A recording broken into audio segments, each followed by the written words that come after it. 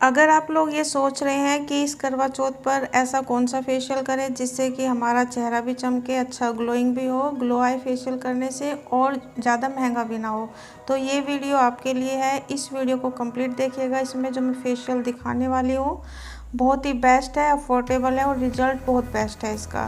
तो इसका मैं सबसे पहले आपको नाम बता दूँ। इससे ये जो ब्रांड है इसका, ये है हर्बिया कंपनी का ये फेशियल है, बहुत ही बेस्ट है। तो इसकी पैकेजिंग मैंने आप लोगों को दिखा ही दिया है। इस तरीके के डब्बे में आता है ये, और इसमें 5 स्टेप्स होते हैं। सबसे पहले क्लीजनर होता है, फिर स्क्रबिंग होती है, फिर जेल और क्रीम और पैक। और इसका पैक जो है ट्रांसपेरेंट क्रीम की लोशन की फॉर्म में आता है इसी के अंदर, बहुत अच्छा है। तो सबसे पहले मैंने यहाँ पर फेस को क्लीन करके क्लीजनर से क्लीन किया है, जो कि फर्स्ट स्टेप है इसका। उसमें से कुछ बूंदे लेंगे और पूरे फेस पर लगभग 2 मिनट के लिए मसाज करेंगे, ज़्यादा नहीं करेंगे, और उसके बाद उसे क्लीन कर देंगे। तो वो क्लीजनर का काम करता है हमारा। सेकंड स्टेप इसमें है स्क्रबिंग। स्क्रबिंग बहुत अच्छे से करेंगे। स्क्रबिंग हमारा जो है क्या काम करता है फेस पर, हमारी जो डेड स्किन है उसे रिमूव करता है, हमारे जो ब्लैक हेड्स होते हैं फेस पर उन्हें रिमूव करता है, और जिसकी वजह से हमारा ब्लड सर्कुलेशन बहुत अच्छे से काम करता है और हमारे फेस पर ग्लो आता है। तो ये जो मैं फेशियल आपको दिखा रही हूँ ये डायमंड फेशियल है, और इसमें सभी तरीके के आते हैं, सभी टाइप्स के फेशियल आते हैं। हर्बिया कंपनी में जैसा कि फ्रूट फेशियल हो गया, गोल्ड फेशियल हो गया, या फिर सिल्वर, सभी तरीके के जैसे कि बाकी कंपनियों में मिल जाते हैं, सभी टाइप्स के फेशियल होते हैं। तो इसमें भी सारे इजीली मिल जाते हैं। रिजल्ट अच्छा है। इसमें मेन यही है कि बहुत कॉस्टली नहीं पड़ता और रिजल्ट भी अच्छा है, तो इसलिए मैं आप लोगों के साथ ये वीडियो शेयर कर रही हूँ। तो स्टेप्स हमारे जो फेशियल के होते हैं वही रहेंगे जैसे कि हम लोग हर फेशियल में करते हैं। और मसाज जो है हम बहुत सॉफ्ट हाथों से करेंगे। हमें जब फेशियल करते हैं तो जो हमारे मेन पॉइंट्स होते हैं वो क्या होते हैं, एक तो हम स्टेप बाय स्टेप जब हम फेशियल करते हैं, वैसे हमारा जो किट होती है हमारी फेशियल की उसके ऊपर भी मेंशन होता है। कई बार होता है कि जो स्टार्टिंग में कुछ लोग घर पर फेशियल करते हैं या पहले कभी किया नहीं है, तो उनके लिए काफ़ी ईजी हो जाता है। उस पर लिखा हुआ होता है कि हम लोग पहले क्या यूज़ करें, सेकंड पे दूसरा क्या करें, थर्ड हमारे स्टेप क्या है, फोर्थ क्या है, और उसके बाद पैक लास्ट में लगता है। तो इजीली हम लोग कर सकते हैं। तो हमारे जो स्टेप्स होते हैं वो नॉर्मल होते हैं। हमें ध्यान रखना होता है कि एक तो जब हम स्टेप्स करते हैं फेशियल के, हमारा जो हैंड का मूवमेंट होता है वो ऊपर की तरफ होना चाहिए।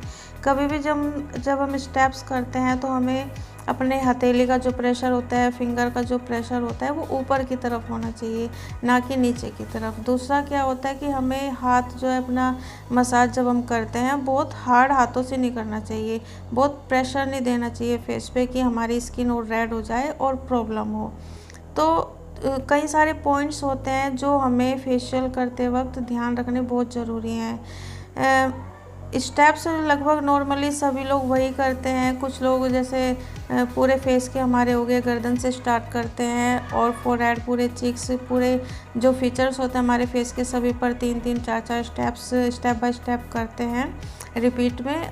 तो तरीका तो सेम सा होता है सभी फेशियलों का, लेकिन हमारा जो करने का तरीका होता है ग्लो उसी चीज़ से आता है। अगर हम सही तरीके से करेंगे फेशियल तो हमारा ग्लो आएगा ही आएगा। कई बार होता है कि ब्रांड अच्छी है, किट भी बहुत हम लोग महंगी ले आए, लेकिन हमारा जो करने का तरीका होता है वो ठीक नहीं है। तो उल्टा क्या होता है कि हम फेशियल ग्लो आने के बजाय हमारा चेहरा रेड हो जाता है या कुछ भी प्रॉब्लम हो जाती है। तो सॉफ्ट हाथों से अगर हम फेशियल करेंगे तो बहुत अच्छे से रिजल्ट आएगा। और दूसरा क्या, बीच बीच में बहुत ज़्यादा कई बार होता है कि मैं इस तरीके से नहीं करती हूँ, बाकी लोगों का तो सबका अपना अपना तरीका होता है करने का। कुछ लोग बीच बीच में या तो वाटर का जो बहुत ज़्यादा यूज़ करते हैं या फिर बहुत स्पीडली ब्लड सर्कुलेशन की वजह से बहुत तेज़ तेज़ मसाज करते हैं। मैं बहुत सॉफ्टली और लॉन्ग टाइम तक मसाज करती हूँ बहुत सॉफ्ट हाथों से।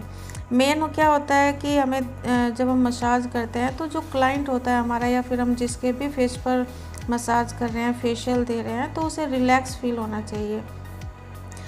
क्योंकि ये पहचान होती है एक अच्छे फेशियल की, जब हम क्लाइंट को फेशियल करते हैं तो उसे रिलैक्स फील होना चाहिए, बहुत अच्छा लगना चाहिए, ताकि वो उसे लगे कि हाँ उसके फेस की मसाज हो रही है। तो बहुत ये हमारा ग्लो आने का एक मेन पॉइंट है। अगर हम बहुत अच्छे से मसाज करेंगे, क्लाइंट को रिलैक्स फील कराएंगे, और जो हम क्रीम वगैरह या जो भी जेल वगैरह यूज कर रहे हैं तो वो हमारी स्किन के अंदर पेनिट्रेट अच्छे से होनी चाहिए। और बार बार बहुत ज़्यादा पानी का यूज़ नहीं करें। रोज़ वाटर का यूज कर ले वो बेस्ट रहता है। हमारी स्किन को टोनिंग बहुत अच्छे से रिपेयर भी करेगा, बहुत अच्छा ग्लो भी आएगा।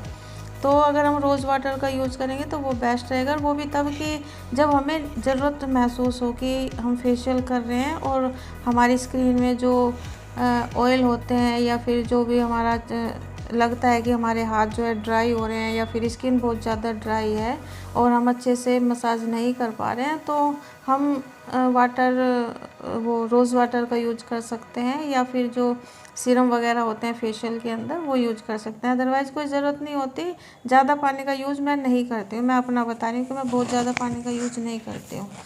और बीच बीच में भी जैसे मैंने अभी जेल की मसाज की, उसके बीच में मैंने उसे साफ़ नहीं किया है, वो पूरा स्किन के अंदर चला गया है। उसके बाद मैंने क्रीम, जो थर्ड स्टेप है मेरा, मैंने वो लिया है, क्रीम भी मैंने उसी के ऊपर लगाई है और फिर मैंने उसी से मसाज किया। स्टेप्स मेरे चेस्ट से लेकर गर्दन की तरफ जाएंगे, ऊपर की तरफ, फिर हमारा चिन का होगा, अपर लिप्स का, इस तरीके से आइज़ का करेंगे और अंडर आइज़ के नीचे बहुत थोड़ा सा नोज़ पर और अंडर आइज़ पर हम अपने जो स्टेप्स हैं वो थोड़ा सा बहुत ही अच्छे से करेंगे, ताकि क्योंकि नोज़ के ऊपर हमारे ब्लैक हेड्स होते हैं, आँखों के नीचे भी हमारी स्किन काफ़ी डार्क सर्कल्स होते हैं, तो बहुत सॉफ्टली।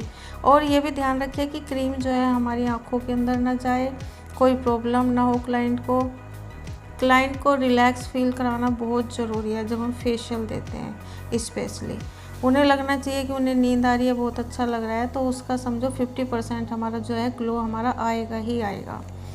तो उसके बाद मैंने क्रीम जब मसाज कर लिया, उसके बाद मैं साफ़ करूँगी पूरे फेस को स्पंज की हेल्प से। मैंने नॉर्मल वाटर ही यहाँ पर यूज़ किया है।